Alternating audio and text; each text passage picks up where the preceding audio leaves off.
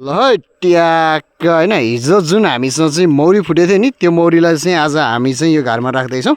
हामीले चाहिँ ढुवानी घरको प्रयोग गर्दैछौँ किन भन्दा मौरीको सङ्ख्या चाहिँ अलिक कम छ होइन।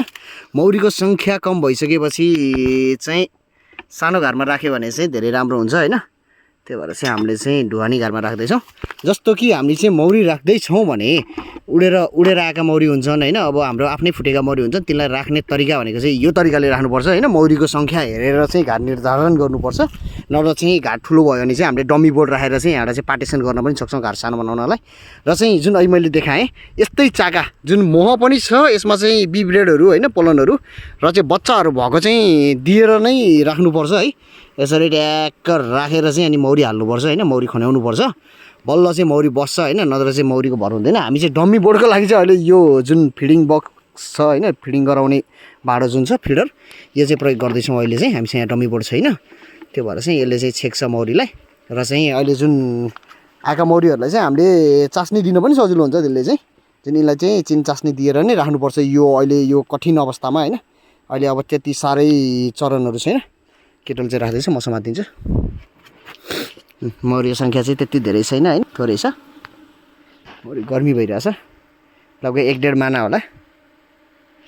अहिले यसरी चाहिँ अनि ट्याक्क झल्ला लाउने अनि त्यहाँ मस्त बाँधे केटाले त्यो भइसकेपछि बाहिर मौरी खस्न पाएन। गाह्रो हल्लिरहेछ है केटो घार यसरी हल्लिनु हुन्न। अलिक मेन्टेन गर्नुपर्छ है मिलाउनुपर्छ है त। यस्तो गर्दा भएन ठुलो भयो ल बस होइन। ट्याक्क केटाले चाहिँ खन्याउँदैछ है। ल है त बिस्तारै बिस्तारै स्याट्टा पार अनि अलग्ग राखिदियो त अनि हो त्यसरी राख्दै शीतल हुन्छ सर र तल सर्छन् अनि जस्तो यसरी दियो भने हामी चाहिँ मौरीले चाहिँ जुन छ नि बच्चाको मायाले बच्चाको मोहले भनौँ न मौरीले चाहिँ घाट त्यागेर हिँड्ने चाहिँ हुँदैन।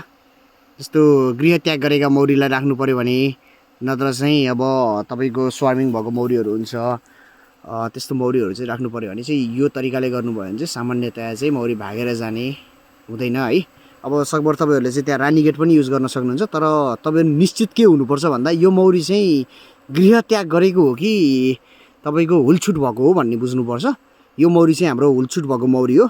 यसमा चाहिँ तपाईँको नयाँ रानी छ होइन। जुन घारमा पनि जुन अर्को जुनबाट चाहिँ फुटेर आएको थियो त्यसमा पनि नयाँ रानी छ। यसमा पनि यो चाहिँ हामीले पहिला घार विभाजन गरिदिएको भएर रानी नभएको भएर चाहिँ उनीहरूले रानी बनाएर चाहिँ यिनीहरू चाहिँ फुटेको हो यो मौरी चाहिँ। त्यो भएर चाहिँ हामी यसलाई रानी गेट लगाउँदैनौँ। यो हिजो फुटेको हो यो अब 1-2 दिनमा चाहिँ गर्भाधानमा चाहिँ जान्छ यसको रानी त्यो भएर पनि हामीले छेक्नु हुँदैन। कहिलेकाहीँ चाहिँ के पनि हुन्छ भन्दा जस्तो मौरी चाहिँ फुट्दाखेरि पनि भाले लाग्ने हुन्छ कि रानीलाई तर त्यो चाहिँ सम्भावना हो होइन। कहिलेकाहीँ त्यो नहुनसक्छ भालेको मात्राहरू चाहिँ नहुनसक्छ त्यो ठाउँमा कम हुनसक्छ त्यो बेलामा चाहिँ उसले चाहिँ भाले नलगाएको पनि हुनसक्छ।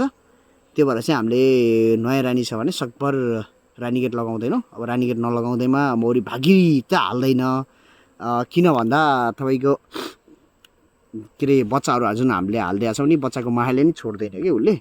अनि रानी पनि अलि सानो भयो भने पनि तपाईँको रानी गेटबाट छिर्न सक्छ। रानी गेट लगायौँ भन्दैमा हामी चाहिँ ढुक्क पनि हुन सक्दैनौँ है।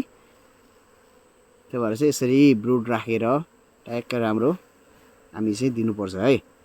ल है त ट्याक्क भिडियो चाहिँ अलि लामो भयो क्या है।